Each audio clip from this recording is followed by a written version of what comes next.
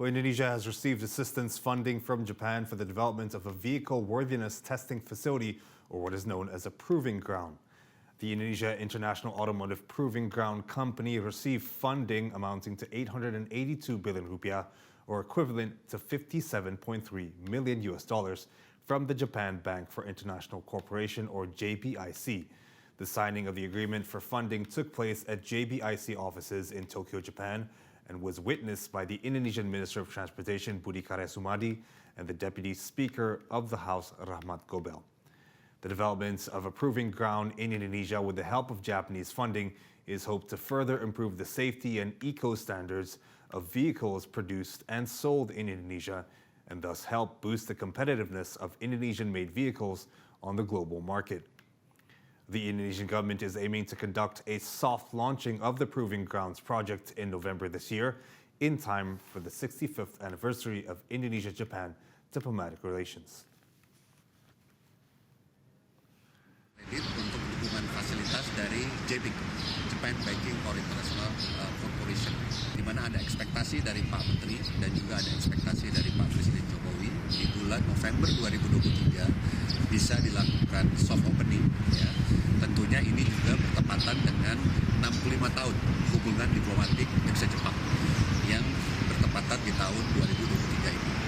Ya, itu yang menjadi dasar kenapa kemudian pemerintah Indonesia, dalam hal ini Presiden Jokowi dan Pak Menteri Perhubungan Pak Budi Karya membuat fasilitas ini untuk mendukung dan meningkatkan competitiveness dari sektor otomotif Indonesia.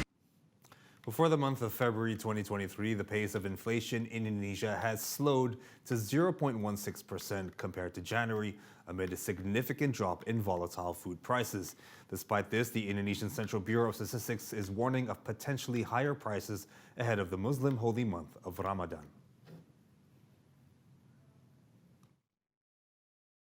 Despite many global economic headwinds, with Russia's invasion of Ukraine pushing up energy and food prices globally, inflation in Indonesia is still continuing to see a downward trend. In February 2023, on a monthly basis, consumer inflation slowed to 0.16%. This was lower than the 0.3% of monthly inflation between December to January. Although yearly headline inflation came in hotter, core inflation, which excludes volatile food and energy prices, slowed to 3.09%, lower than core inflation of 3.27% in January.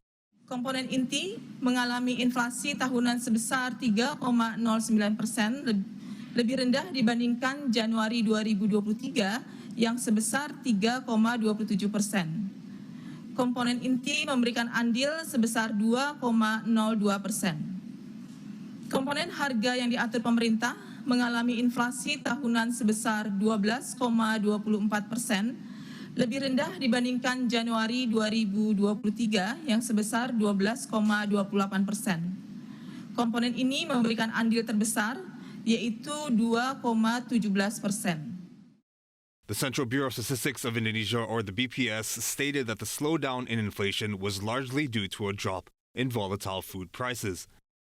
For example, in February, chili prices fell by over 7%, the prices of chicken meat fell by over 4%, while prices of eggs fell by 3%.